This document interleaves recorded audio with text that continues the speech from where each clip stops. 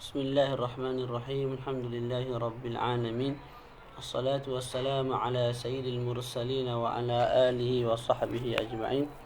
قال رب اشرح لي صدري ويسر لي أمري واحلل عقدة من لساني يفقه قولي. نويت التعلم والتعليم والتذكر والتذكير والنفع والإفادة والاستفادة والحسنة والشكر بكتاب الله وسنة رسوله صلى الله عليه وآله وسلم والدلالة على الهدى ابتغاء مرضاته وثوابه وقربه سبحانه وتعالى. السلام عليكم ورحمة الله تعالى وبركاته.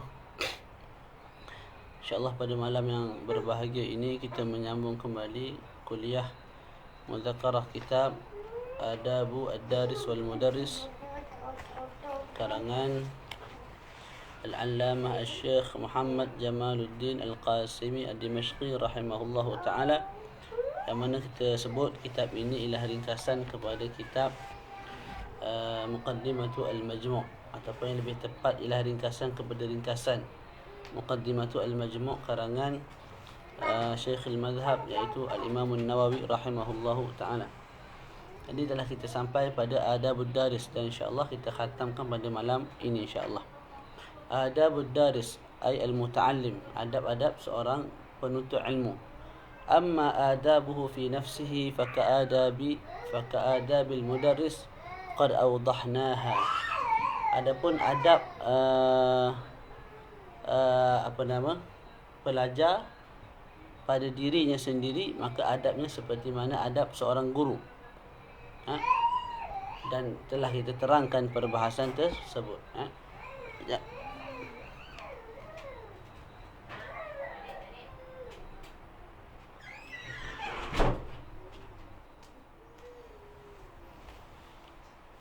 Okey, sambung. وينبغي أن يطهر قلبه من الأدناس ليصلح لقبول العلم وحفظه واستثماره، وأن يقطع على الشاغلة عن كمال الاجتهاد، ويرضى باليسير من القوت ويصبر على ضيق العنش. Jadi disebut dalam kitab kita ni, sewajarnya seorang murid membersihkan hatinya daripada segala sifat yang tercela supaya sesuai ataupun layak hatinya menerima ilmu dan juga menghafal ilmu serta mengembangkan ilmu tersebut. Dan sewajarnya juga seorang pelajar memutuskan segala perkara-perkara yang menyebabkan dia sibuk daripada bersungguh-sungguh daripada menuntut ilmu agama, dan dia redha dengan sedikit daripada al-qut, maknanya makan sedikit, minum sedikit, rumah ala kadar, baju pun ala kadar.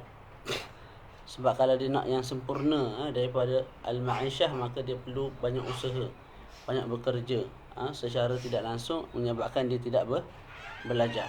Yang sabar dalam kehidupan yang sempit. Jadi susahlah sebenarnya nak menjadi penuntut ilmu yang sebenar-benarnya. Kita ini ni lebih kepada majazi lah, sebagaimana yang telah kita sebutkan sebelum ni. Apa yang tak boleh kita ambil semua, jangan kita tinggal semua. Begitulah. Jadi saya baca ni pun min babi tazkir li nafsi wa li ahbab. Bukan nak mengajar lah. Qala Abu Hanifah radhiyallahu anhu yusta'anu 'ala al-'ilmi bi jam'il ham wa yusta'an 'ala hadf al-'alaiq bi akhdh al-yasir inda al-hajah. Al-Imam Abu Hanifah radhiyallahu anhu menyebut ilmu itu kita boleh perolehi dengan cara kita menghimpunkan kesungguhan, dan kita boleh menolong diri kita untuk memutuskan segala gangguan ialah dengan cara mengambil yang sedikit daripada harta dunia, itu pun ketika mana ada hajat. Ini sya'nul kibar. Waqala al-Khatib al-Baghdadi yustahabu lit-talib an yakuna azban ma amkanahu li alla yaqta'hu al-ishtighal bi huquq az-zawjah wal ihtimam bil ma'ishah an ikmal talab al-'ilm. Ini al-Imam al-Khatib al-Baghdadi sebut sewajarnya, comelnya, moleknya bagi seorang pelajar hidup membujang selagi mana dia mampu. Supaya apa? Supaya dia boleh fokus terus pada ilmunya. Berbeza kalau orang yang dah berkahwin, maka dia akan sibuk dengan hak-hak isterinya, Tak, dia akan sibuk mencari harta untuk apa, keperluan hidup anak-anaknya. Tak, jadi akhir sekali berpaling daripada ilmu. Jadi di bawah tu ditulis walaysa hadzal kalam ala itlaqih wa likulli zamanin ahwaluh. Jadi apa yang disebut oleh Khatib Al-Baghdadi ini betul, cuma itu zaman dia lah. Zaman hari ni dengan perempuan yang tak pakai molek, tak, dengan internetnya boleh search semua benda, semua jenis benda. Tak, jadi mungkinlah kita sebut pada hari ini penuntut ilmu ni kalau mampu kami awal, cumanya jangan sampai menyebabkan tidak belajar ataupun terputus daripada ilmu. Itu. Dan kita dapati sebahagian guru besar kita pun begitu. Syekh Khalid Jumaah, Syekh Muhammad Said Ramadan Al-Buti juga kahwin pada umur yang sangat awal, tapi mereka boleh menjadi seorang yang kabir ataupun besar pada sudut ilmu mereka dan juga pada sudut khidmat mereka pada agama. Dalam kitab Al-Ulama Uzzab, Al-Ulama Uzzab karangan Syekh Abu Fattah Abu Ghuddah. Saya baca mukadimah dia lah, cantik tapi tak habis lagi. Mukadimah habis dah. Beliau menyebut ulama yang bujang ni ialah zaman dulu lah moleknya. Cuma hari ni nak kata molek 100% tu bagi penuntut ilmu agama tu, maknanya jangan kahwin segera, kahwin umur 40 lepas belajar. Tak, dia kata fihi apa tu, macam musannif kita ta'liq kat sini lah, setiap zaman tu ada keadaan dia. Ada keadaan dia. Jadi kena raikan jugalah keadaan tu. Jadi kita sebagai ibu ayah pun kena faham dalam benda ni. Kalau anak kita tu perlu kepada perkahwinan dan kita mampu bantu dia dan kita tahu kalau kita bantu dia, dia akan lebih semangat dalam menuntut ilmu, maka bagi kahwin, bantu dia. Tak. Tu. Tapi kalau mak ayah sendiri tidak mampu dari sudut kewangan, maka nasihatlah dan pelajar tu sendiri pun kena maintain diri dengan puasa dan sebagainya. Wa an yatawadda'a lil muallim wa yanqad lahu wa ya'tamir bi amrihi kama yanqadu al maridu li tabibin hadikin nasih. Juga seorang murid hendaklah tawaduk kepada gurunya, mengikut perintah gurunya sebagaimana seorang yang sakit menurut perintah seorang doktor yang pakar. Bila kita sakit, doktor bagi tahu apa-apa, kita hadir ikut je tak. Jadi begitu juga kalau guru tu seorang yang pakar, seorang yang reti, seorang yang berpengalaman, bila anak murid disuruh, angguk dan buat. Bukan makna kena taat 100%, kalau kena buat maksiat pun kena taat, tak, bukan itu maksud dia. Tapi kita sebut sebagaimana seorang doktor itu kalau menyuruh seorang pesakit angguk sahaja, tidak komplain banyak. Begitu juga kalau guru itu memang pakar, kita tahu dia tu pakar sungguh, maka anak murid kena taat sebab yang tahu apa tu kebaikan untuk anak murid itu hanyalah gurunya. Wala ya'khudhu al-'ilma illa mimman kamulat ahliyatuhu wa dhaharat diyanatuhu wa tahaqqaqat ma'rifatuhu wa kana lahu durbah wa khuluqun jamil wa dhihnun sahih wa ittila'un tam. Ini susah juga ni. Dan pelajar tidak boleh mengambil ilmu kecuali daripada mereka yang sempurna keahliannya, terzahir keagamaannya, telah tahqiq ilmu pengetahuannya, dan padanya ada akhlak yang comel, ada pengalaman yang tinggi, ada akal yang benar, dan juga ada kajian pembacaan yang luas. Yang ini kalau nak cari betul yang sifat lagu ni, jangan butir mata lah kita sebut.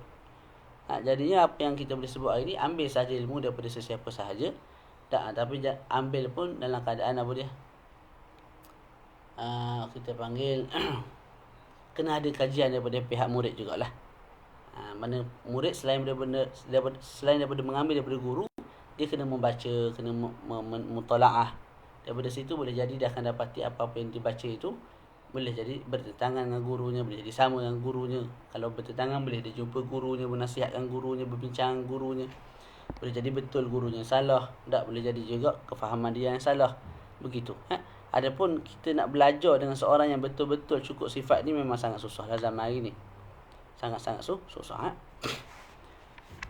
وينبغي أن ينظر معلمه بعين الاحترام والرجحان على أكثر طبقته فهو أقرب إلى انتفاعه به ورسوخ ما سمعه منه في ذهنه. وقد قال الشافعي: كنت أتصفح الورقة بين يدي مالك رحمه الله تعالى صفحا رفيقا هيبة له لئلا يسمع وقعها. Jadi seterusnya disebut sewajarnya bagi seorang anak murid melihat gurunya dengan pandangan kemuliaan. Maknanya pandang guru, muliakan guru lebih daripada orang lain. Kerana apabila dia memandang begitu, lebih cepat dia dapat manfaat daripada gurunya dan lebih cepat lekat apa yang dia pelajari daripada gurunya. Dan Al-Imam Syafi'i radhiyallahu ta'ala anhu berkata, aku bila mana menyelak buku, aku menyelak sangat perlahan. Sangat perlahan. Supaya tidak didengari bunyi selakan itu di depan Al-Imamul A'zam Imam Malik, alim Al-Madinah. Jadi ini akhlak Al-Kibar, akhlak orang-orang besar. Kita hari ni kalau kita buat lagu tu boleh jadi orang khabar apa? Jumud, qolut dan sebagainya. Tapi dengan akhlak itulah Asy-Syafi'i boleh menjadi Al-Imamul Asy-Syafi'i, Imam Malik boleh menjadi Imam Malik. Jadi Imam Syafi'i bila buka kitab tu tak bunyi. Sebab apa? Nak memuliakan gurunya Al-Imam Malik rahimahullah. Tu. Maqal Ar-Rabi'. Ar-Rabi' ni anak murid Imam Asy-Syafi'i. Wallahi majtara'tu an ashraba al-ma'a wasy-Syafi'i yanzuru ilayya haibatan lah. Demi Allah Ta'ala, aku tidak akan minum air di depan Imam Syafi'i sedangkan Imam Syafi'i melihat kepadaku. Kerana apa? Menghormati akan guruku Al-Imam Syafi'i. Kita pun sebagai guru nak minta anak murid buat lagu tu kat kita pun tak tahulah, kena kadar ke diri jugalah dak. Kita bukan Imam Syafi'i. Tapi sewajarnya anak murid bila dia baca ni dia cubalah amal, begitulah. Saya secara peribadi kalau anak murid nak minum tu dia minta izin, kita bagi je. Kadang-kadang dia tak minta izin pun kita bagi je sekadar nak minum air. Tak, sebab kita ni bukan Imam Syafi'i. Kita ni ayam brand. Tu jenis ustaz kampung itu je lah. Bukan mujtahid mutlak. Tapi itulah akhlak ulama dulu gitu. ويروى عن علي رضي الله عنه قال من حق العالم عليك أن تسلم على القوم عامة وتخص بالتحية وأن تجلس أمامه ولا تشير عنده بيدك ولا تغمزن بعينك غيره ولا تقول قال فلان خلاف قوله ولا تغتابن عنده أحدا ولا تسار في مجلسه ولا تأخذ بثوبه ولا تلح عليه إذا كسل ولا تشبع من طول صحبته فإنما هو عليك كالنخل تنتظر متى يسقط عليك منها شيء.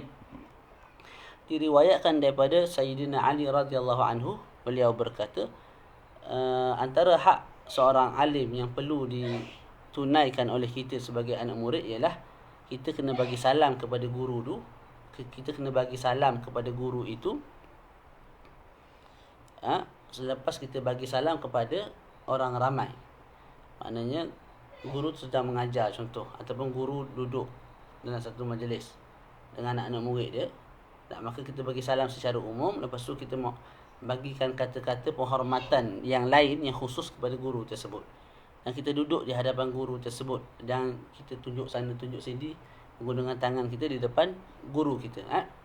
Dan jangan kita main kenyit-kenyit mata. Orang panggil apa? Isyarat mata. Kita pandang kawan kita. Maknanya ada sesuatu lah yang kita nak sampaikan kepada anak murid ataupun kita nak sampaikan kepada kawan kita, sedangkan guru di hadapan. Tak comel perkara lagu tu. Dan juga jangan kita sebut jangan kita katakan depan guru kita, telah berkata Syekh Fulan, telah berkata guru sekian nama, berbeza dengan apa yang kamu kata. Contoh Syekh tu mengajar satu hukum, guru kita mengajar satu hukum, kita pun sebut Syekh, guru sekian sebut lain, kenapa kamu sebut sekian? Jangan sebut lagu tu. Tu. Tak jaga adab lah. Lepas tu jangan kita mencela orang lain, mengejek orang lain, memperlekeh orang lain di hadapan guru kita. Lepas tu jangan kita tarik dia punya baju, jangan kita paksa dia mengajar kalau dia sedang malas. Dan jangan kita mudah kenyang untuk bersama suhbah, berkawan ataupun bergaul dengan guru kita, ambil manfaat daripada guru kita. Tak. Hari ni pula ada internet, lagi mudah lah. Saya pun alhamdulillah lah ada guru yang saya rapat. Jadi sampai sekarang kita berhubung, walaupun tak tiap hari, tapi dalam sebulan tu adalah sekali tanya khabar. Tak ada rezeki lebih, kita hantar ke sana. Tak, RM2-3 gitulah. Kita tak ada duit juga. Tak, jadi kita kena kenanglah jasa guru kita sekadar kemampuan kita. Tapi kalau kita nak tunaikan semua hak guru-guru kita, memang tak mampulah. Terutama guru-guru yang banyak memberi ilmu ke kita, terutama ilmu turas ni. Jadi guru ni disebut dalam kitab ni, nisbah kepada kita seperti mana nakhlah. Nakhlah ni apa?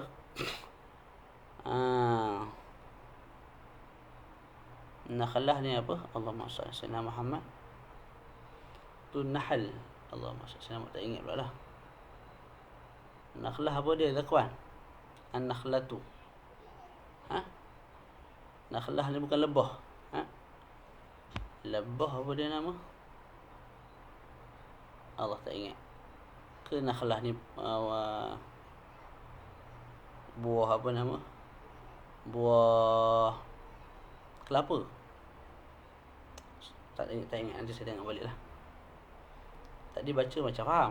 Wa min adabi al-muta'allim an yataharra ridha al-muallimi wa in khalafa ra'ya nafsihi wa la yafsha lahu sirra wa an yarida ghibatahu aw an yarudda ghibatahu idza sami'aha fa in ajaza faraqa al-majlis wa an la yadkhula alayhi bighairi idhnin wa idza kana ma'ahu ghayruhu qaddama al-afdala wal asanna wa an yadkhula kamil al-haybah فارغ القلب من الشواغل متطهرا متنظفا بسواك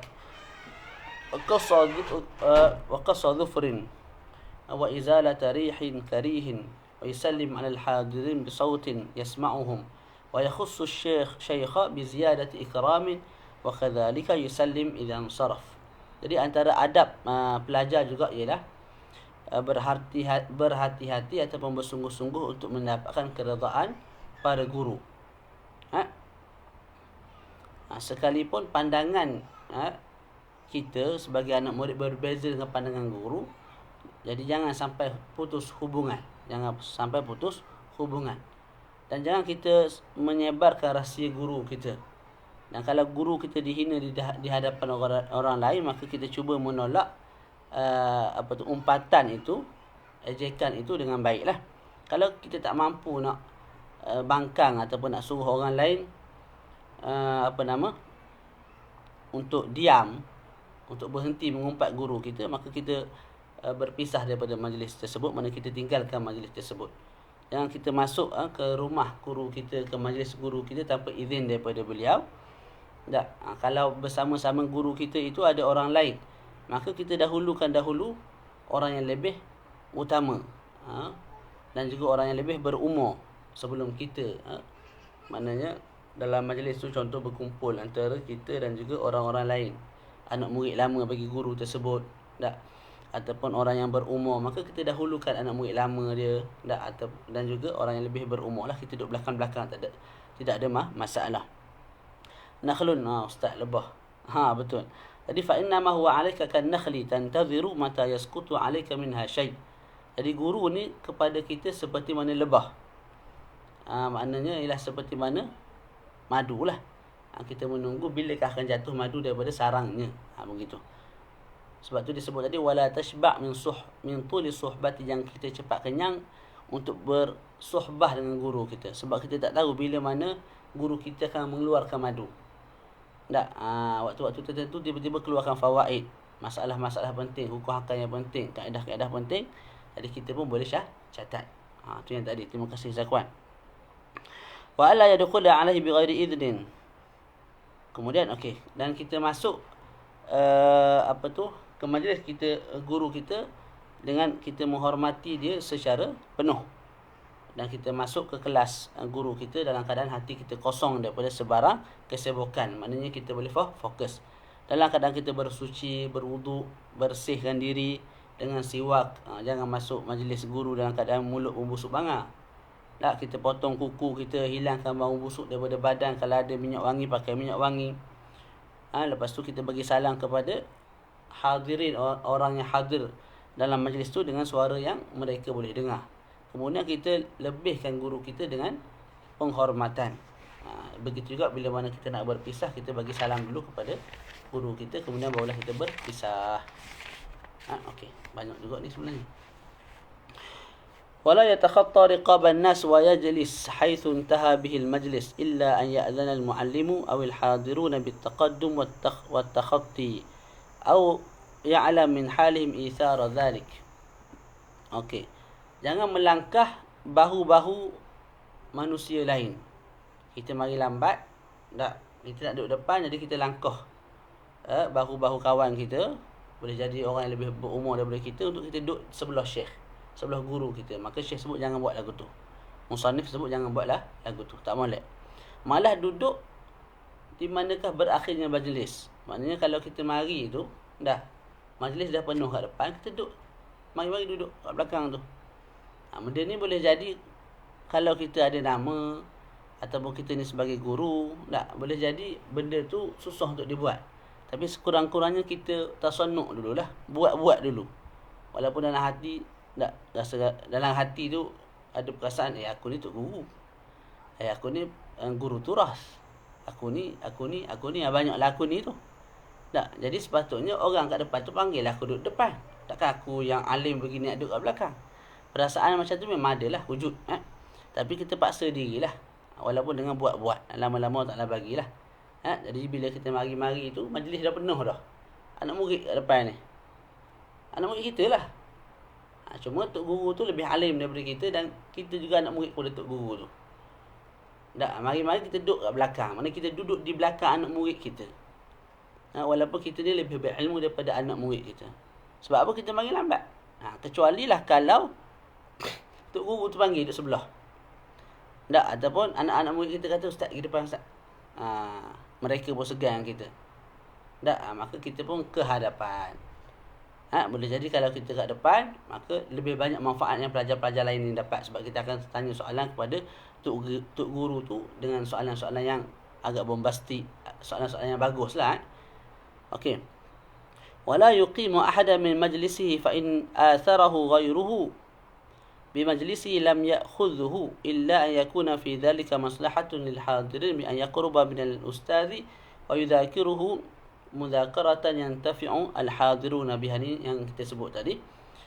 Bila kita mari majlis guru kita, jangan kita suruh kamu berdiri, umur baru setahun jagung, biar aku duduk situ. Jangan. Bila orang tu mari awal, biar dia lah duduk situ, kita duduk kat belakang. Illa an yakuna fi dhalika maslahah. Lepas tu disebut sini apa dia sebelum tu, kalau ada orang lain kata, ustaz sila duduk sini, saya duduk belakang, tak apa. Jangan kita duduk situ. Mana kita biarkan kamu duduk situ, tak apa, biar aku lambat, aku duduk belakang. Boleh tak? Faham tak? Jadi kita mari lambat, contoh. Jangan kita suruh orang lain berdiri, kita nak duduk situ. Itu satu. Lepas tu kalau orang tu kata kita ni lebih layak duduk di depan, duduk di tempat dia lah, kita balas balik, kamu duduk situ, biar aku duduk sini, aku mari lambat. Kecuali lah kalau kita duduk depan tu ada maslahat. Contoh kalau kita duduk depan ni, biasanya kita akan muzakarah dengan guru, kita akan bincang dengan guru. Kita akan persoal guru soalan-soalan yang cantik, yang bagus, yang akhir sekali menyebabkan hadirin yang ramai ni dapat manfaat daripada jawapan guru tersebut. Maka ahlan wa sahlan untuk ke hadapan. Okey. Dan jangan juga kita duduk di tengah-tengah majlis, kecuali kalau ada darurah. Ni tak tahu dah ni, zaman dulu ni boleh jadi kat tengah tu ada kosong ke, jadi yang ruang kosong tu jangan kita duduk lah. Tapi kalau hari ni dah bulatan macam tu, jadi kat tengah tu memang confirm ada orang, jadi itu ikut keadaan lah. Kalau macam hari ni tak ada masalah untuk duduk di tengah-tengah halaqah. Wallahu a'lam maksud dia apa. Wala baina as-sahibaini illa biridahuma wa idza fusiha lahu qa'ad. Dan juga jangan kita duduk antara dua kawan, kecuali kedua-duanya redha akan perbuatan kita tu. Jadi contoh A dengan B duduk sebelah-sebelah, kita mari menyimpit duduk tengah. Jangan buat lagu tu. Kecuali lah kalau dua orang tu bagi ruang untuk kita duduk tengah, maka kita duduk kat tengah tu, tak ada masalah. Wa yahrisu 'ala al-qurbi min al-ustadz li yafhama kalamahu fahman kamilan bila masyaqqah على شريطة ألا يرتفع في المجلس على أفضل منه ويتأدب مع رفقته وحاضر المجلس فإن تأدبه معهم تأدب مع الأستاذ واحترام لمجلسه ويقعد قعدة المتعلمين. Dan kita sebagai anak murid kena bersungguh-sungguh untuk duduk dekat dengan guru. Tak, maknanya mari awal sikit lah, supaya apabila kita duduk dekat, duduk depan guru kita, kita mudah faham apa yang diucapkan tanpa rasa sebarang kesusahan. Kalau duduk belakang nak tala telinga sama, supaya kita dengar dengan jelas apa yang disebut oleh guru kita. Tak. Ala syaritati alla yartafi'a fil majlis ala afdala minhu. Kita nak duduk dekat depan guru kita tu pun dengan syarat lah, jangan kita sampai tidak menghormati orang yang lebih tua, orang yang lebih alim. Dan contoh dalam majlis tu ada syekh, mana ada guru kita juga yang hadir. Contohlah yang mengajar tu Syekh Ahli Jumaah, Syekhul Syuyukh fi Misra. Lepas tu keliling tu ada anak murid Syekh Ahli Jumaah yang dah berumur lah, umur 40, 50. Kita mari-mari duduk sebelah Syekh Ahli Jumaah, tak jadi lah lagu tu. Dah, kita duduk belakang lah, sebab kita menghormati maha guru dan juga guru-guru lain yang ada. Boleh. Gitu. Dan juga kita kena beradab dengan kawan-kawan guru kita dan juga orang yang hadir dalam majlis guru kita, kerana kita beradab dengan mereka itu tanda kepada kita beradab dengan guru kita dan tanda kita menghormati majlis guru kita. Dan bila kita nak duduk dalam majlis, kita duduk macam orang nak belajar lah, duduk molek. Jangan duduk gini. Santai lagu tu lah, ataupun baring. Jenis kalau mengaji online baring. Jangan, tu kurang molek. Wala yadhak wala yuksiru al-kalama bila hajah wala ya'bas biyadihi wala ghairiha wala yaltafit bila hajatin bal yaqbal 'ala al-ustadhi yuqbilu 'ala al-ustadhi munsitan ilaih. Jangan ketawa. Tiba-tiba ketawa seorang-seorang dalam kelas. Lepas tu jangan bercakap tak tentu hala. Tak, mulut murai, cakap tanpa hajat. Lepas tu jangan duduk korek telinga, sini telinga tak, korek telinga, korek hidung, duduk main mata, duduk picit jerawat. Maknanya buat perkara sia-sia dengan tangan dia. Lepas tu jangan duduk pandang kanan, pandang kiri, lepas tengok belakang, tengok depan. Bunyi pintu dia pun pusing belakang. Sikit lagi bunyi lagi pintu, pusing belakang. Macam dia nak catat siapa dia masuk, siapa dia keluar, pukul berapa masuk, pukul berapa keluar. Tak? Tu jangan buat perkara lagu tu lah. Orang nak masuk, orang nak keluar. Dia fokus pada guru dia. Ni akhlak ni sama-sama lah kita ambil iktibar. Kadang mengajar ni pun supaya juga. Tu sama-sama ambil iktibar. Wala yasbaq ila syarhi mas'alatin aw jawabi su'alin illa an ya'lama ridah fayustadallu ala fadilati al-muta'allim. Jangan kita bersegera untuk mensyarahkan satu masalah ataupun jawab satu soalan kecuali kita tahu redha daripada guru kita. Tak? Contoh kita, Tok Guru sedang syarah satu perkara. Kita tahu dah perkara tu, kita pun syarah dulu. Sebelum guru kita selesai syarah, kita angkat suara, contoh nak tunjuk kita cerdik, jangan. Ataupun jawab soalan, sedangkan guru kita tak suruh pun, maka diam. Walaupun kita tahu jawapan, biar anak murid yang lain yang ditanya oleh guru kita, tak, dia yang jawab, bukan kita yang jawab. Kecuali lah kalau memang tok guru kita tu tahu, memang kita tahu tok guru kita tu redha dengan perbuatan kita. Contohlah tok guru kita tanya semua senyap, akak tak tahu belaka, kita tahu, kita angkat tangan ataupun kita jawab. Tak, itu boleh lah. Malah ketika itu, tak, guru akan dapat tahulah kita ni lebih pick up, lebih cerdik daripada orang lain. Dan jangan kita baca kitab, jangan kita paksa guru kita baca kitab, mengajar, sedangkan dia sedang sibuk. Sibuk ni sama ada hati dia tengah sekabut. Sebab guru ni bukan malaikat, dia manusia juga. Dia ada bini, dia ada anak, dia ada tu, dia ada ni. Tak, jangan-jangan kepala dia sekabut, hati dia sekabut. Tak. Jadi waktu kita tahu guru kita sedang sibuk, sedang fras, tak apa nak tenang, tak apa nak senang, ataupun muka mengantuk je. Tak, maka kita jangan paksa guru kita mengajar. Sebab guru ni kalau dia bertanggungjawab, walaupun dia tidur waktu tu, walaupun dia rehat waktu tu, dia akan cover waktu lain. Tu guru yang bertanggungjawab lah. Kalau guru ni jenis tak bertanggungjawab, waktu mengajar pun dia tidur, waktu tidur pun dia tidur. Ataupun gitulah. sepatut dia mengajar, dia tak masuk kelas. Atas alasan apa? Nanti dia bagi jawapan periksa dia pengubat soalan. Dia bagi jawapan periksa, budak hafal, nanti dapat mumtaz. Atas alasan tu. Jadi dia ingat apa tu, mak ayah hantar anak sekolah ni nak dapat mumtaz ketua tu. 10A, 11A, 1000A. Tak, kita nak hantar anak agama sekolah. Kita nak hantar anak kita sekolah agama ni nak bagi faham agama. Biar tak ada A pun. Biar reti hormat mak ayah, orang tua dah. Tu. Wa nahwu dzalika mimma yashqu alaihi aw yamna'uhu istifa' asy-syarh. Jadi jangan kita paksa guru kita mengajar. Waktu-waktu dia tak senang. Sebab kalau dia tak senang, dia mengajar juga, syarahan tu kurang molek, kurang comel. Sila air bulan fakta tu keluar dalam keadaan salah. Wala yas'aluhu an syai'in fi ghairi mawdi'ihi illa an ya'lama min halihi annahu la yakrahu wala yaluhu fi as-su'ali ilhahan mudjira wa yaghtanim su'alahu inda tibi fi nafsihi wa faraghihi wa yatalattaf fi su'alihi wa yuhsidu khitabah wa la yastahi min as-su'ali amma ashkala alayhi bal yastawdihuhu akmal istidah faman raqqa wajhuhu raqqa 'amaluhu wa man raqqa wajhuhu inda as-su'ali dhahara naqsu inda ijtima'ir rijal. Jadi jangan seorang anak murid itu bertanya kepada gurunya bukan pada tempatnya. Tok guru duduk syarah pasal solat, tiba-tiba pun dia buat keluar-keluar, dia mari soalan bab zakat. Tok guru ajar bab zakat, dia pusing ke bab solat. Sabarlah dulu. Tunggu kalau ajar bab solat, bab zakat tu sabar dulu, nanti masuk part tu ajarlah. Kecuali lah kalau tok guru bagi. Kadang-kadang tok guru syarah benda lain, dia tanya benda lain. Tok guru jawabnya dia, lepas tu yang asal tok guru lupa. Lepas tu bunyi loceng habis kelas. Akhir sekali memudarat pada pelajar-pelajar yang lain. Silibus sepatut habis tak habis.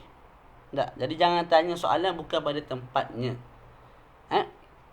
Kecuali diketahui guru tu tak membenci perkara tersebut. Anak murid ni pun kena cerdik lah. Ada guru ni lain-lain. Ada guru yang memang open. Bila aku mengajar satu bab, nak tanya soalan lain, tanya, tak ada masalah. Ada guru yang dia bukan jenis lagu tu. Dia bila ajar bab solat, soalan luar solat jangan tanya. Sebab apa? Dia nak fokus perbahasan tu supaya pelajar faham dengan baik. Jadi kita kena faham guru kita. Kalau jenis tak suka ke laut, kona sana kona sini, jangan tanya soalan luar. Nak tanya soalan yang perbahasan bab tu. Tapi kalau guru kita jenis, contohlah majlis tu, majlis memang orang tanya soalan, tanyalah soalan yang berlaku kat diri kita daripada alam realiti ke, soalan yang berkait dengan bab tu, bab ni, tak ada masalah.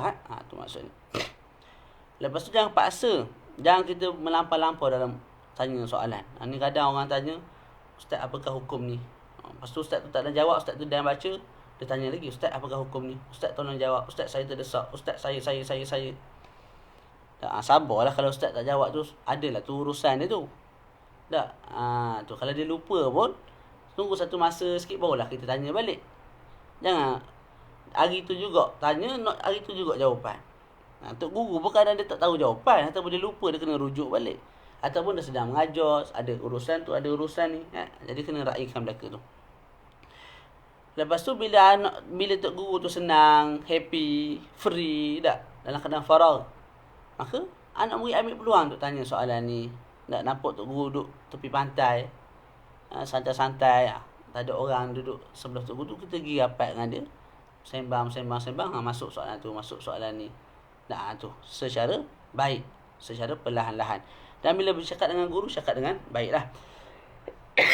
Jangan malu untuk bertanya. Bertanya. Malah tanya guru tu sampai kita faham betul. Tak faham tanya.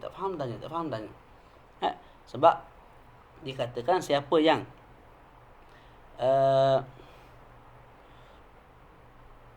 nipis mukanya, maka nipis amalannya. Siapa yang nipis mukanya untuk bertanya, maka terzahir kekurangannya bila mana para ulama berkumpul. Maknanya kat sini nak beritahu apa? Sesiapa yang malu bertanya, nipis maknanya malu bertanya lah. Maka akan terzahir kekurangannya bila mana dia berkumpul dengan orang-orang yang alim. Kalau guru tegur anak murid di depan, kurang comel lah.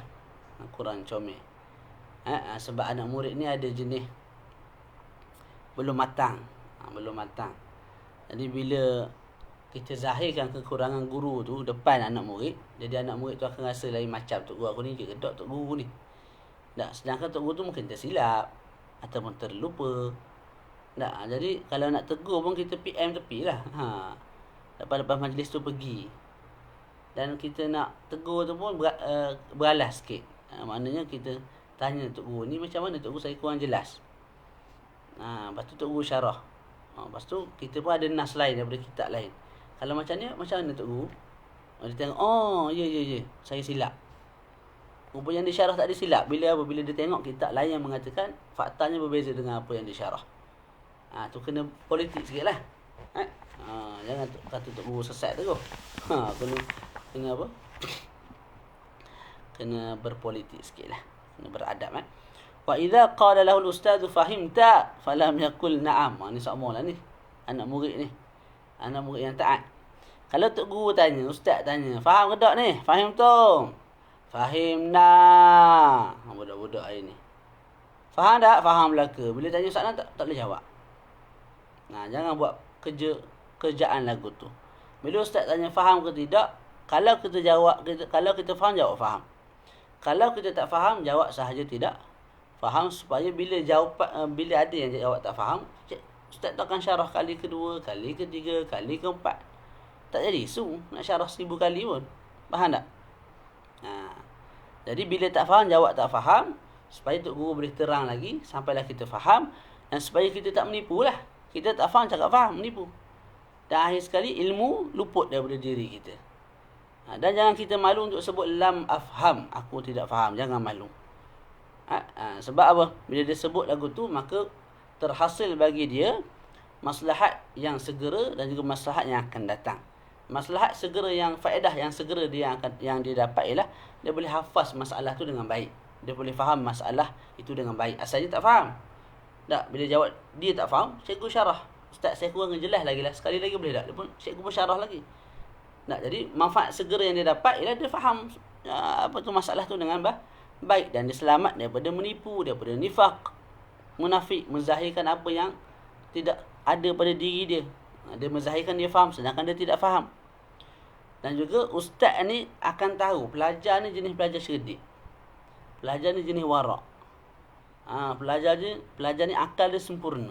Bila dia tak faham, dia jawab tak faham. Dia memang nak belajar sungguh budak ni.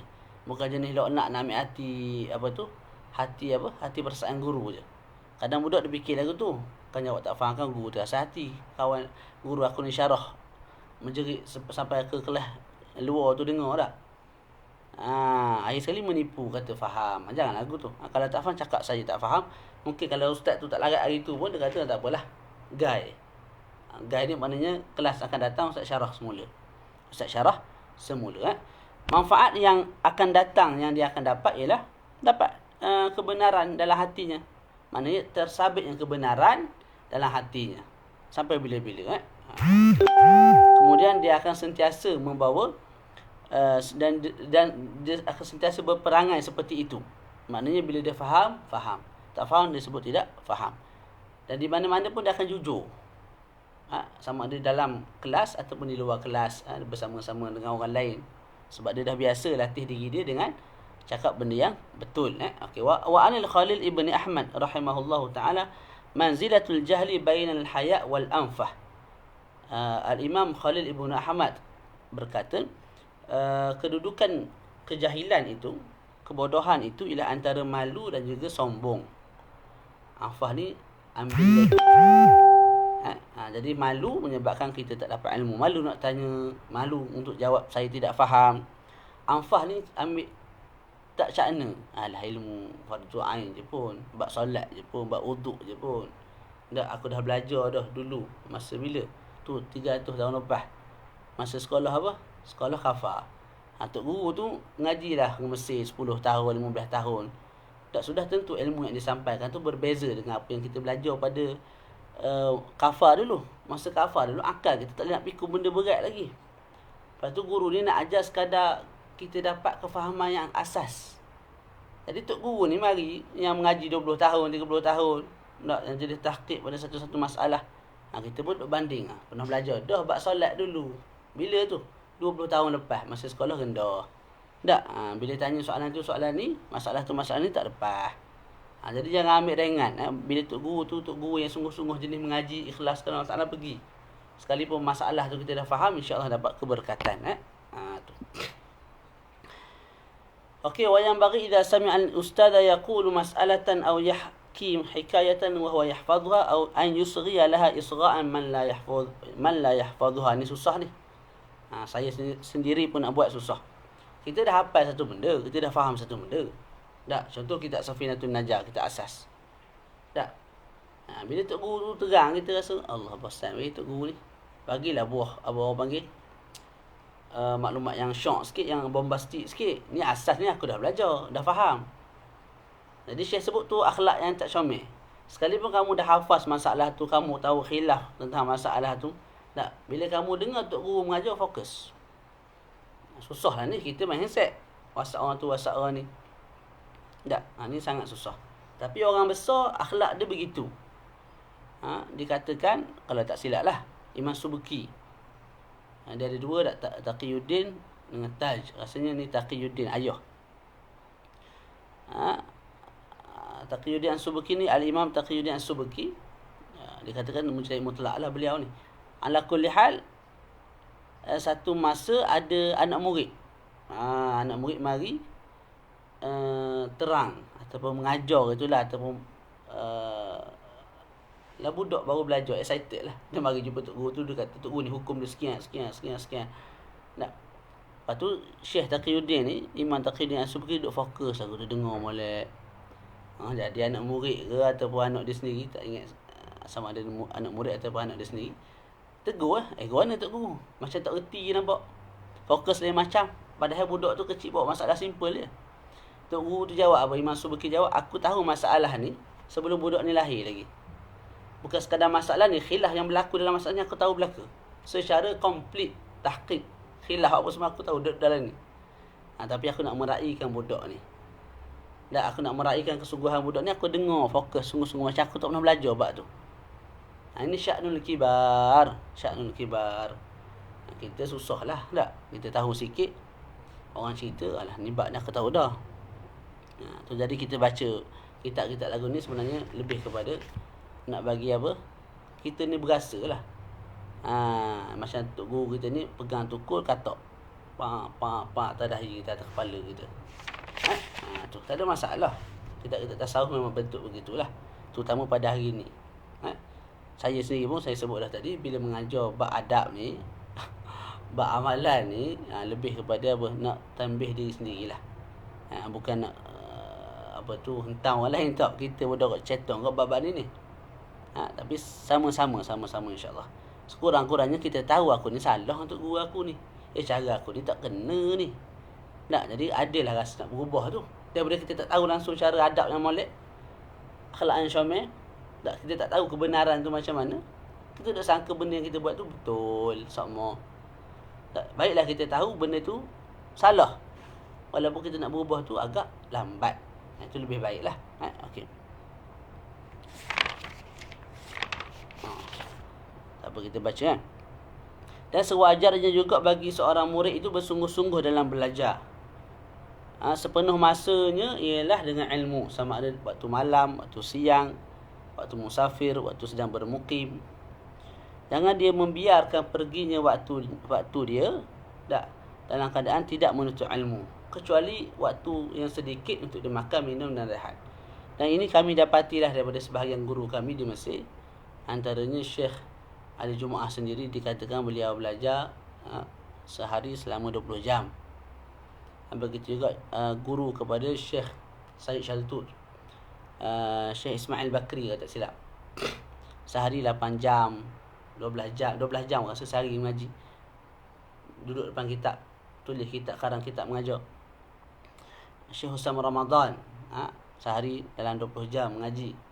Mengaji tu maknanya bukanlah duduk depan kitab, mungkin karang kitab, mengajar, persediaan untuk mengajar.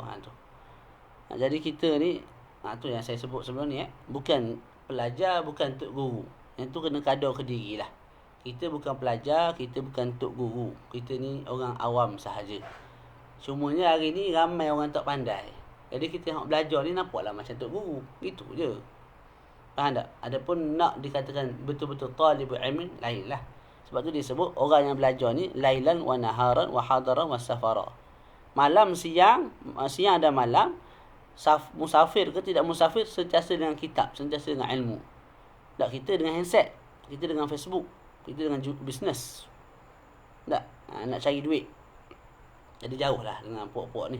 Bukan dengan puak-puak lah, mana dengan akabirul ummah ni. Sebab tu kita pelik lah bila ada orang ini macam bila dia sebut Imam Al-Ghazali, dia macam nak buat muka pelik. Lepas tu kita sebut hatta Imam Ibn Taymiyah pun ada orang yang menghina lebih-lebih sampai memaki hama. Kamu siapa nak maki Imam Ibn Taymiyah begitu? Kenal tak siapa dia Imam Ibn Taymiyah ni? Tahu tak pujian ulama kat atas diri dia tu lagu mana?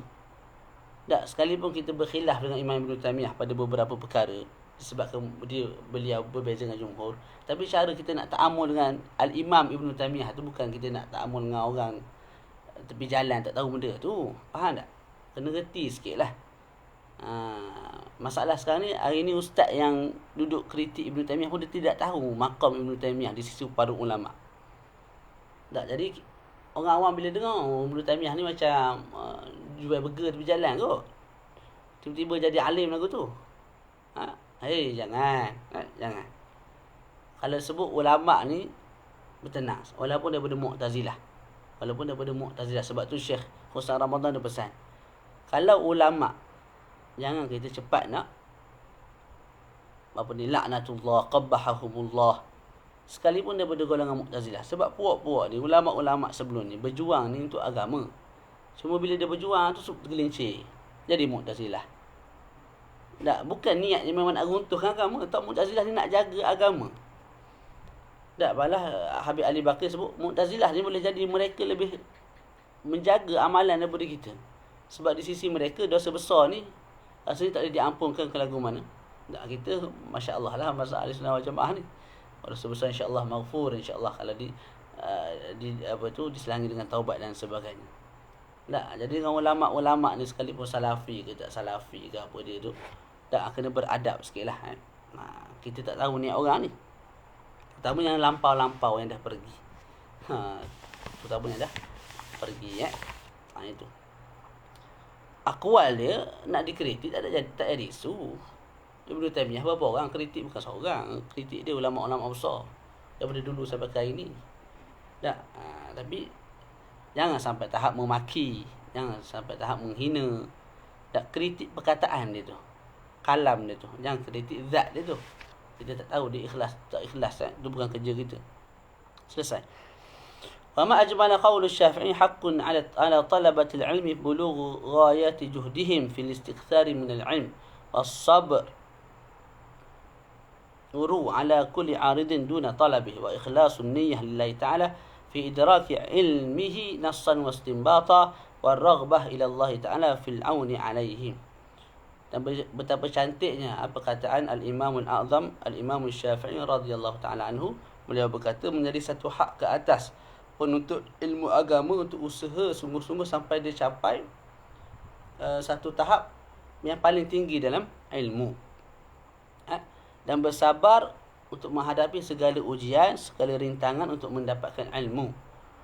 Kita hari ni sejuk sikit tak nak pergi kelas dah, panas sikit tak nak pergi kelas dah, tambang mahal sikit tak nak pergi kelas dah. Kat Mesir ke kat mana ke serupalah. Jadi sebab tu dikatakan sabar dulu sebelum kita mendabik dada kita ni talabatul ilmi lah, kita ni Syekhul Islam lah. Tak, kita nak kritik ulama dulu lah, sabar dulu.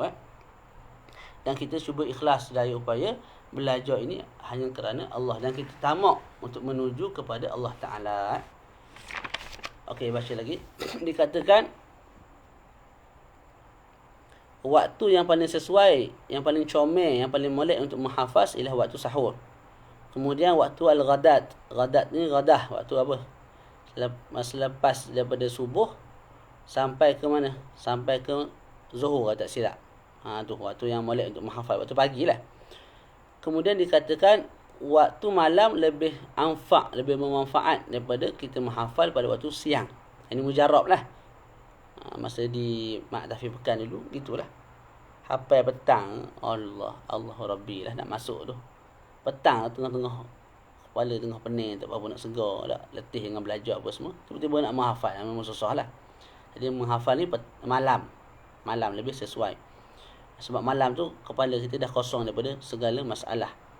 Harakat kita juga sedang, mana tak banyak bergerak lah waktu tu.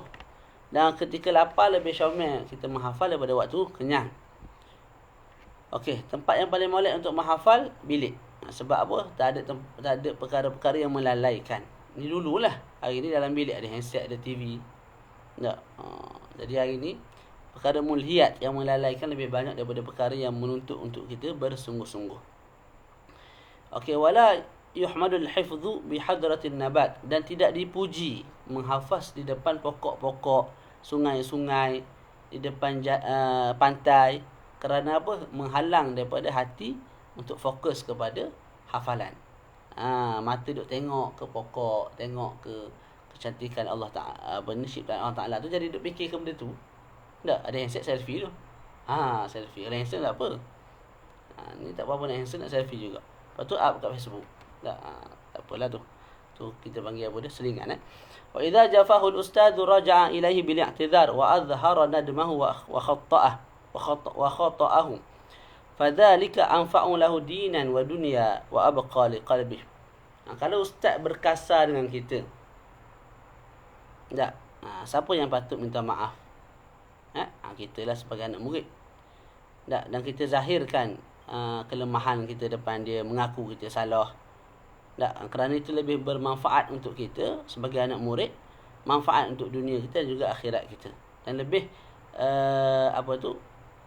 menyenangkan hati kita dan hati guru kita. Tak, okey. Waqad qalu, dan ulama mengatakan mereka yang tidak sabar ke atas kehinaan belajar ni hina, dia duduk bawah, guru duduk atas. Kalau jenis dah berumur, dah ada pangkat sikit, nampak hina. Tak. Siapa yang tidak sabar ke atas kehinaan belajar, maka dia akan kekal selama-lamanya dalam kejahilan. Antara adab seorang penuntut ilmu juga ialah mesti seorang yang pelembut, dan himmah dia, kesungguhan dia mesti tinggi, dan dia tidak redha dengan sedikit kalau dia mampu untuk dapatkan yang banyak. Jadi peranan guru jugalah.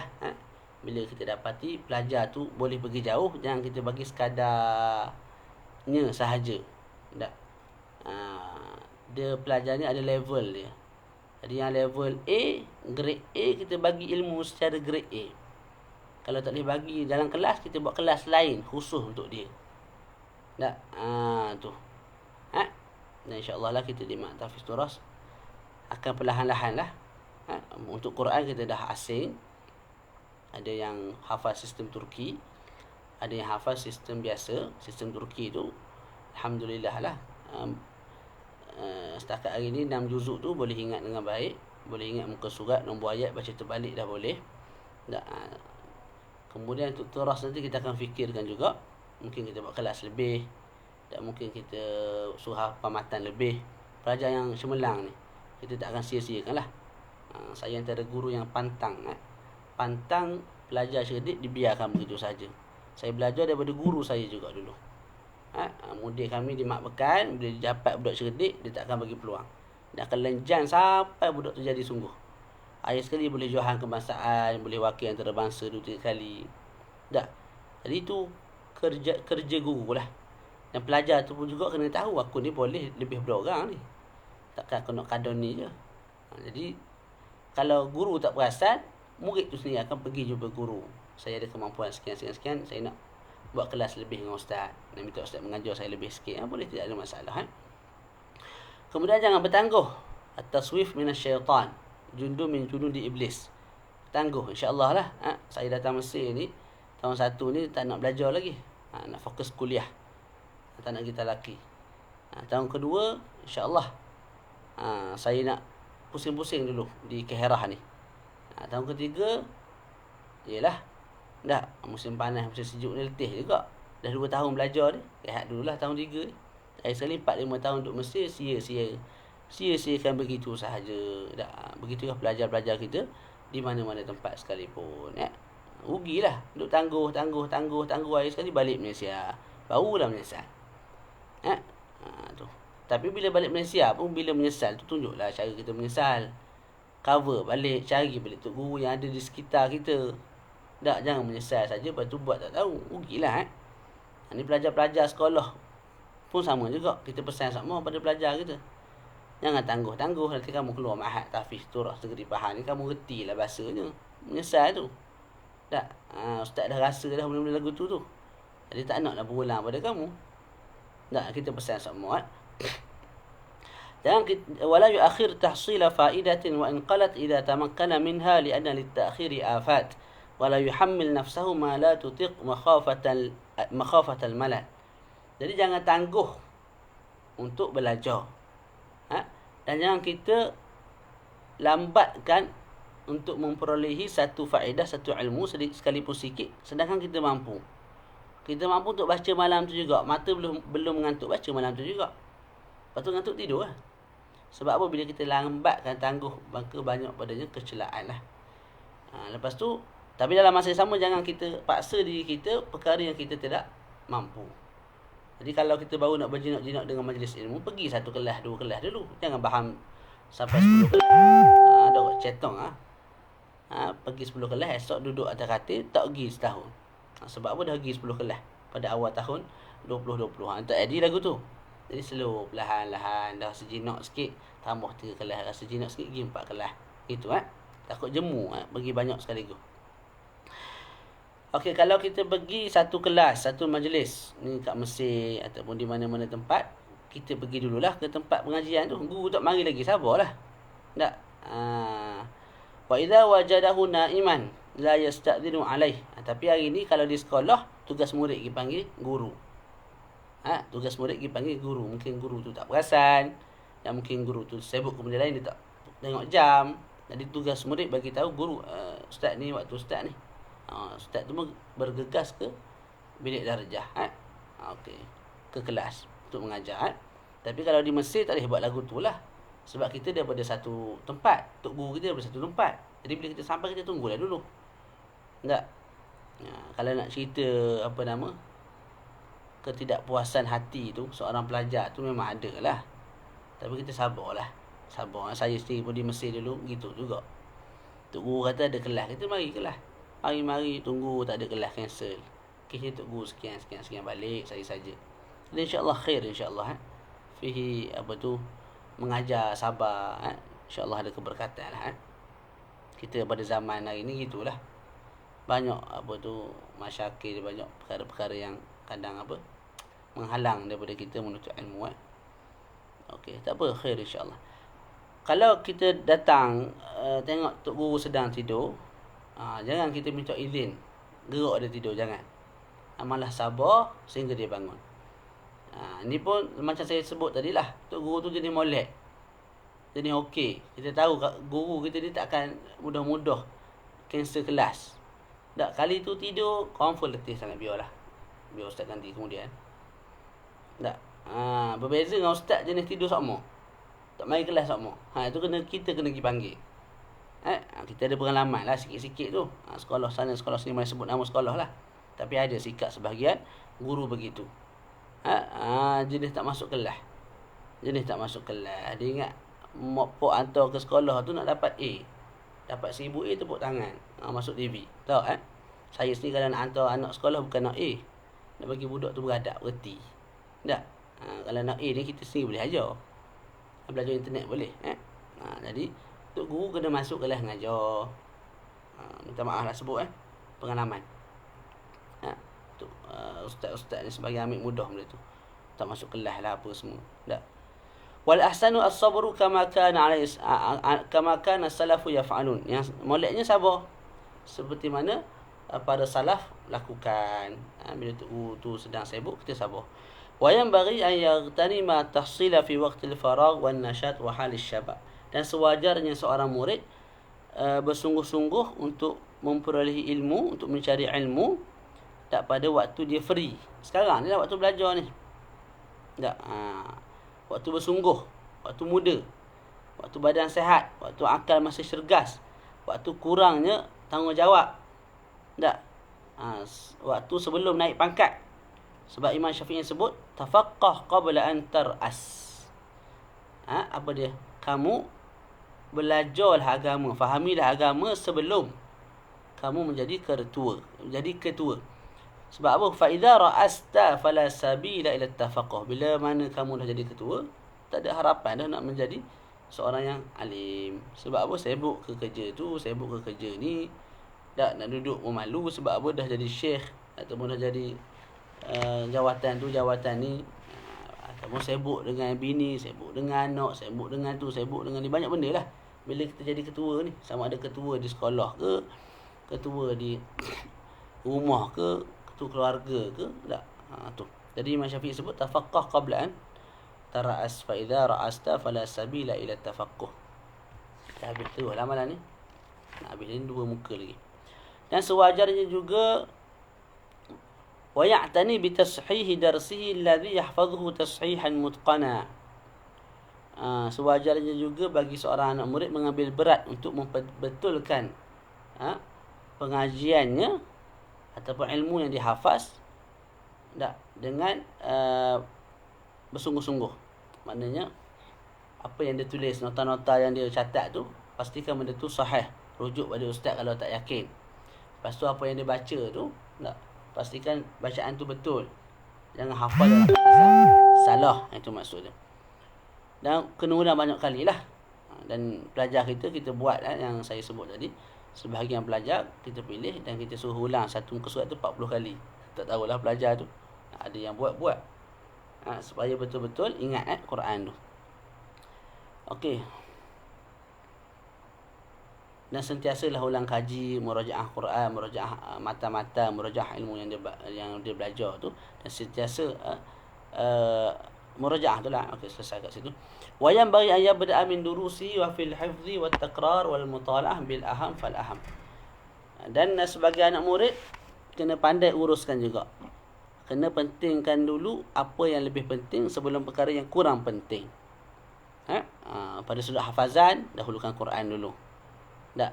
Nak ngulang apa dulu? Quran dulu sebelum ngulang matan. Nak mutalaah, mutalaah ilmu yang penting dulu. Contoh ilmu alat dulu sebelum ilmu-ilmu yang lain. Begitu Wa awwalu ma yabtadi'u bihi hifdzul Quran. Dan di sini disebutlah perkara yang utama dimulakan ialah menghafal Al-Quranul Karim. Menghafal Al-Quranul Karim. Kerana Al-Quran itu ialah sepenting-penting ilmu. Dan salafus salih tidak mengajar anak-anak mereka, murid-murid mereka hadis, tidak mengajar fiqh kecuali kalau anak murid dan anak mereka itu telah menghafaz Al-Quran. Bila dah hafaz Quran, berhati-hati jangan menyibukkan diri dengan ilmu hadis, dengan fiqh, sehingga menyebabkan terlupa balik Al-Quran tersebut. Ni penting lah ni. Sama-sama ambil iktibar lah insyaAllah. Wa ba'da hifdzil Quran yahfazu min kulli fannin mukhtasara wa yabda' bil aham. Min ahammiha al-hadis wal usul wal nahwu thumma al-baqi. Kemudian selepas hafal Quran dengan baik, hari ini kita gabung terus. Ada sebahagian tempat gabung Quran dan juga ilmu turah sekaligus. Sebahagian tempat selesai Quran dulu, lepas tu baru pindah kepada kitab. Lepas tu buat daurah hadis macam di madrasah tabligh begitu. Hafiz Quran dulu, dah mantap baca syahadah 30 juzuk, barulah dia masuk alim dalam 8 tahun. Berapa tahun? 6 tahun ke berapa tahun. Lepas tu daurah hadis. Itu. Tapi ada juga tempat yang gabung. Yang gabung ni kalau nak dapat lebih kena usaha lebih lah. Sebab gabung ni tanggungjawab tu banyak. Banyak. Okey. Wa ba'da hifdzil Quran yahfazu min kulli fannin mukhtasara. Selepas hafal Quran, kita hafal bagi setiap matan tu mukhtasar, matan-matan yang ringkas. Matan-matan yang ringkas bagi setiap bidang ilmu. Mulakan dulu dengan ilmu yang penting, hadis, usul, usuluddin, akidah lah. Kemudian an-nahwu, ilmu nahwu, ilmu saraf, ilmu balaghah, ilmu mantiq, ilmu alat. ثم يشتغل باستشراح محفوظاته ويعتمد من الشيوخ في كل فن أكملهم في الصفات السابقة. Kemudian seorang pelajar itu bersungguh-sungguh untuk mencari guru untuk mensyarahkan apa yang dia telah hafaz. Contoh hafaz Quran, minta tok guru ajar tafsir. Ulum Quran, tak. Ajar matan fiqh, minta tok guru ajar syarahkan matan yang dihafal tu gitu. Lepas tu takdilah. Cuba cari tok guru yang betul-betul sempurna dalam satu-satu bidang tersebut. Okey, wa kullama atqana mukhtasara intaqala ila akbar minhu. Bila dah mahir satu matan, satu kitab kecil, berpindah kepada kitab yang lebih besar. Kemudian kitab yang lebih besar, kemudian kitab yang lebih besar. Itu cara belajarlah. Dalam masa yang sama, kitab-kitab yang sebelum tu pastikan murajaah, mutalaah, ulang kaji sama. Jangan lepas belajar tok atarat tidur. Tak, lepas tu nak jadi alim selepas 10 tahun tak ada lah. Nak berdoa je. Kemudian kalau ada fawaid penting daripada tok guru, kita pun tulis dhabit. Ataupun kita baca daripada buku sekian ada fawaid penting, kita tulis pada nota ke, pada buku kita yang khusus ke, tulis. Dan jangan kita pandang lekeh pada mana-mana faedah yang kita tengok ataupun kita dengar dalam setiap bidang ilmu. Malah kita segera untuk tulis. Dan sentiasalah murajaah, ulang kaji balik apa yang telah kita tulis tersebut. Wal ya'tani bi kulli durus wa yu'alliq 'alayha ma amkan. Jadi ambil berat bagi setiap pengajian dan ta'liq, tulis isi-isi penting yang tok guru ajar. Kalau tidak mampu buat semua, maka penting dahulukan yang lebih penting. Jadi boleh jadi pelajar ni kemampuan berbezalah. Jadi kalau kita tahu kemampuan kita lemah, kita dahulukan ilmu yang lebih penting dulu. Tak, kalau kita boleh pilih lah. Kalau contoh di Mesir, kita dahulukan ilmu saraf, ilmu mantik, ilmu nahwu, fiqh. Yang itulah yang semua ditanya orang fiqh tu terutamanya. Tak, kalau kita boleh cover sekali kelas sehari-hari tu sampai 10 kelas, alhamdulillah, tapi kena ulang kaji balik. Tapi kalau tak ada, cari dars yang penting-penting dulu. Ilmu asas, nahwu, saraf, balaghah tu. Kemudian dengan fiqh. Tapi kalau di sekolah, gitulah. Sekolah ni dia ada tertib dia dah. Maka nak tak nak kita kena ulang kaji. Kita yang kena cari masa juga. Saya sok mau pesan lah pada pelajar. Belajar ni kalau tak ada ulang kaji, ke laut. Ke laut Cina Selatan, ke laut mana ikut lah. Ke laut mana tu yang penting memang tak dapat. Hasilnya memang kurang. Nak jadi molek, lepas ustaz ajar, ulang kaji balik. Kawan kamu tak ulang kaji ke, orang tu tak ulang kaji, tu ikut dia lah. Kamu tu sendiri. Kalau kamu nak jadi molek, ulang kaji. Ulang kaji. Itu sahaja perkara yang lebih kamu daripada orang lain. Wa yanbaghi an yurshida rufqatahu wa ghayrahum min at-talabati ila mawatin al-ishtighal wal fa'idah wa yadhkuru lahum ma istafadahu ala jihati an-nasihati wal mudzakarah. Dan sewajarnya, ni penting ni, bagi seorang murid, seorang pelajar untuk irsyad kawan-kawan dia. Di Mesir ke, di sekolah ke, dia rajin dah. Tapi dia tengok kawan dia malas, dia buat tak tahu, buat donor, tak ada rasa simpati, tak ada. Tak, bukan sifat begitu yang kita nak. Walaupun kita rajin, kita cerdik, kita tengok kawan kita lambat, tengok kawan kita nak ke benda lain, kita nasihat, kita ajak dengan baik. Terutama di Mesir, di tempat orang dah. Tak, kita pergi kelas. Tak, kita tengok kawan-kawan kita, biar. Tak kerti bahasa tu kawan-kawan aku ni. Mari Mesir, bazir masa gitu. Tak, kita ajak dengan baik. Tulislah kat Facebook ke. Tak, buat kelas ke, ajak kawan-kawan, muzakarah ke. Buat macam-macam cara untuk ajak mereka untuk bersama-sama pergi kelas masyayikh dan para guru di Mesir. Itu di Mesir lah. Kita daripada sana kita cerita banyak tentang keadaan di sana. Samaratu dzalik. Okey, kesan daripada adab-adab seorang pelajar ni kalau dilaksanakan dengan baik ialah qala al-Imam an-Nawawi ithra ma taqaddama idza fa'ala ma dzakarnahu wa takamalat ahliyatuhu wa ishtaharat fadilatuhu. Bila dia buat apa yang kami telah sebutkan, kata al-Imam an-Nawawi, dan telah sempurna keahlian dia dan telah tersebar luas kelebihan diri dia, maka sibuk-sibukkanlah diri dengan menulis. Dan bersungguh-sungguhlah untuk menghimpunkan dan mengarang. Dalam masa yang sama, apa yang kamu nak tulis tu kamu tahqiqkan betul-betul sumbernya, kebenarannya. Bukan sekadar nakal lepas tu selesai, tak. Mubayyinan fi naqli wa istinbati, terangkan kalau naqal tu daripada mana, istinbat tu daripada mana. Tak, pandangan siapa, tu kena terangkan. Mutaharriyan li idahil ibarat, bersungguh-sungguh untuk menerangkan isi-isi penting yang ditulis dengan bahasa yang mudah, dan menerangkan perkara-perkara yang muskil dengan bahasa yang mudah. Boleh jadi masalah tu tak susah sangat, tapi ulama zaman dahulu sebab ilmu terlalu tinggi, bila menulis tu kadang benda yang senang jadi susah. Jadi kita mari tak, kita menjelaskan lagi apa yang kurang jelas apa tu yang ada dalam kitab ulama-ulama sebelum. Jadi biasanya bila kita tak faham tu kelemahan kita lah. Tapi bila nak meraihkan zaman ni, ada yang sebelum ni kita tulis balik tapi dengan apa tu bahasa yang lebih jelas. Mujtaniban al-ibarat ar-raqiqat, kita jauhi daripada ibarat-ibarat yang tidak comel, yang tidak jelas, dan dalil-dalil yang lemah yang letak dalam kitab lah. Kecuali kalau nak beritahu ini dalil lemah. Tapi kalau nak berdalilkan dengan dalil lemah, tak payah sebut, tak payah buat. Cuba sedaya upaya untuk mendatangkan semua masalah, semua hukum hakam dalam ilmu tersebut, tanpa mengurangkan dasar-dasar penting. Dan kita mentambihkan, memberi peringatan ke atas kawaid atau kaedah-kaedah penting dalam satu-satu ilmu. Dengan buat perkara-perkara yang telah kita sebutkan, maka akan terzahirlah bagi seseorang itu hakikat bagi ilmu.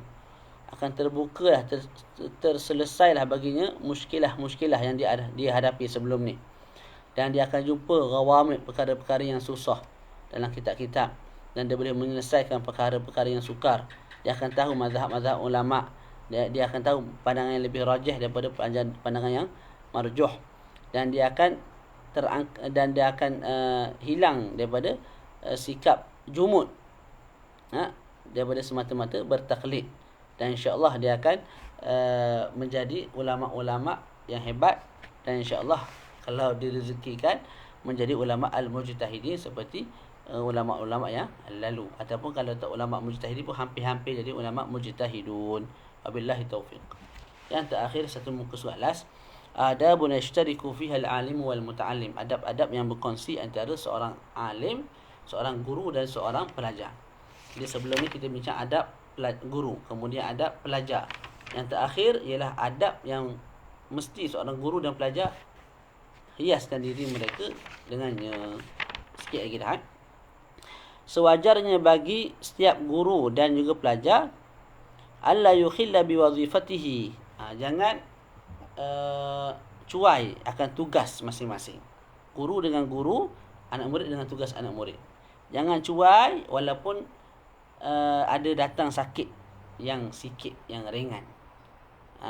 Yang mana sakit tu boleh dipikul lagi. Jadi sekadar penimpala sikit-sikit, janganlah berhenti mengajar. Janganlah minta cuti, terus pergi kelas mengajar. Ulama kita di Mesir dulu begitu. Pening datang kelas, maka ubat depan kita. Niatnya insya-Allah mengajar, menghilangkan sakit. Jadi kita begitu. Anak murid pun begitulah, pening ustaz, saya pening. Pening macam mana sikit je. Dia kalau duduk rumah dia boleh main game, tengok cerita, tengok tu, tengok ni. Tak, tapi alasan untuk tak masuk kelas, jangan begitulah. Wa alla yas'ala ahadan ta'annutan wa ta'jiza. Jangan tanya orang, guru ke, tak, ataupun jangan tanya guru lah, ataupun seseorang atas niat nak melemahkan dia, nak zahirkan kelemahan dia, nak test power.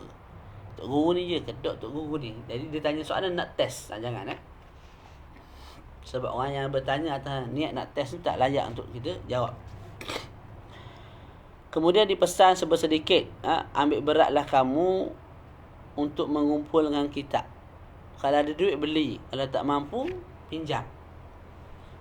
Zaman dulu salin balik. Kalau tak mampu salin balik, sibuk belajar mengajar, maka suruh orang lain salin balik dan upah. Kalau kitab-kitab tu nafis lah. Kemudian lepas salin balik tu jangan buat donor gitu. Tengok balik adakah yang disalin tu betul. Kalau salah, betulkan balik. Kalau kita mampu beli, jangan kita pinjam.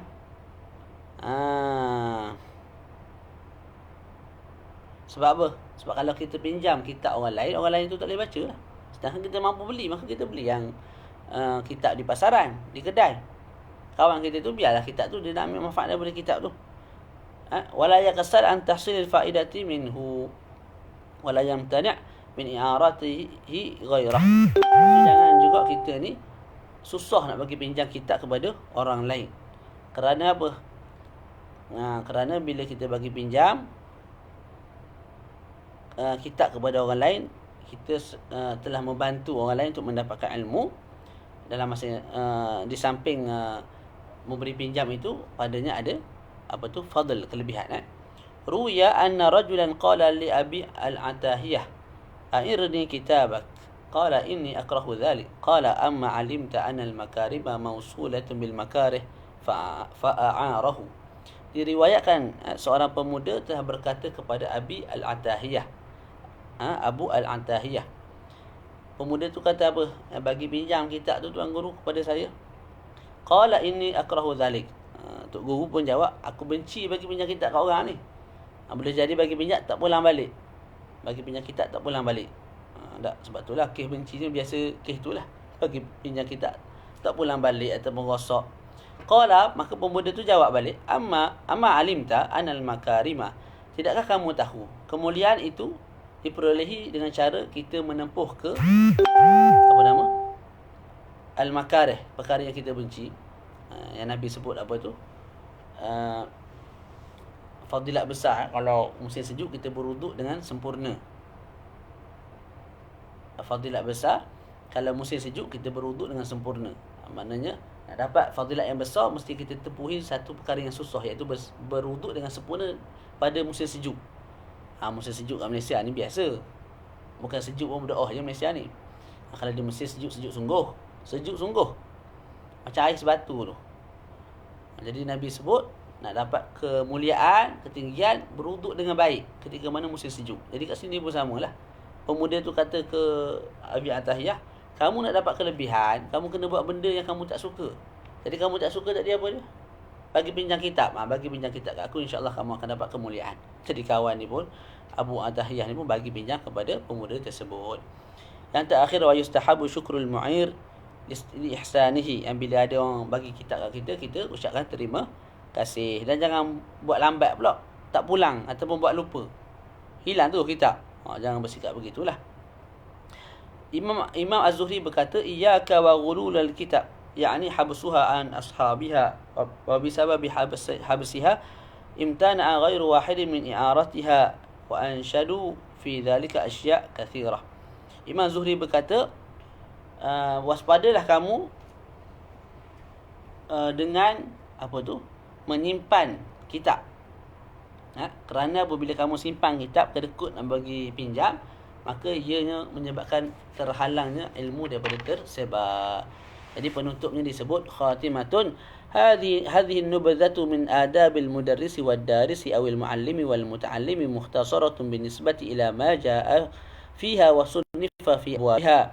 Faqad aradtu ihya'a ma qalahu al-a'immatu al-mutaqaddimuna fi hadha wa tatriyata dhikrih لما فيه من الفوائد والحكم والنصائح التي هي نتيجة ما أوصى به السلف أيام استحبار العلوم ونضارتها في حضارة القرون الأولى. فليحرص المدرس والدارس عليها وليحافظ العالم والمتعلم على التخلق بها والاهتداء بها فثمرة العلم العمل وبالله الاستعانة عليه متكل. Jadi penutup disebut ini ialah sedikit ringkasan daripada adab guru dan juga adab pelajar yang aku ringkaskan daripada kitab-kitab ulama-ulama sebelum lah. Jadi Syekh kita ringkaskan daripada kitab Muqaddimatu Al-Majmu'. Jadi kalau nak banding kitab aku dengan kitab-kitab yang telah lalu, yang telah dikarang oleh ulama sebelum, memang jauh lah. Kitab aku ni ringkas sangat, kitab mereka banyak sangat isi kandungan yang penting-penting. Cumanya aku tulis juga ringkasan ini untuk memperingatkan ataupun untuk mendatangkan faedah-faedah, hikmah-hikmah, nasihat-nasihat yang telah disebutkan oleh para salafus salih ketika mana ilmu sedang berkembang pesat, ketika mana zaman keilmuan ataupun ketamadunan ilmu tu sedang berada di peringkat yang paling tinggi pada 3 kurun pertama. Maka aku pohonlah daripada guru, daripada pelajar untuk bersifat dengan sifat-sifat yang telah aku sebutkan. Jagalah usahalah untuk berakhlak dan juga menjadikan apa yang aku tulis ini sebagai panduan kehidupan kamu sebagai guru dan juga sebagai pelajar. Dan disebut fathamaratul ilmi al-amal, buah hasil kepada ilmu ialah beramal. Wabillahi at-taufiq. Jadi selesai pada malam ini kitab ketiga yang kita baca secara live. Yang pertama ialah At-Taqrirat As-Sadidah, yang kedua ialah Ithaful Anam bi Ahkamis Siyam, yang ketiga ialah Adabud Daris wal Mudarris.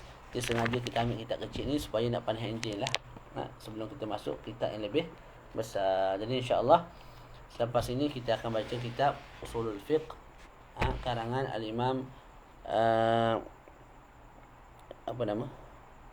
Al-Juwaini, Al-Waraqat, dengan syarah Imam Al-Mahalli.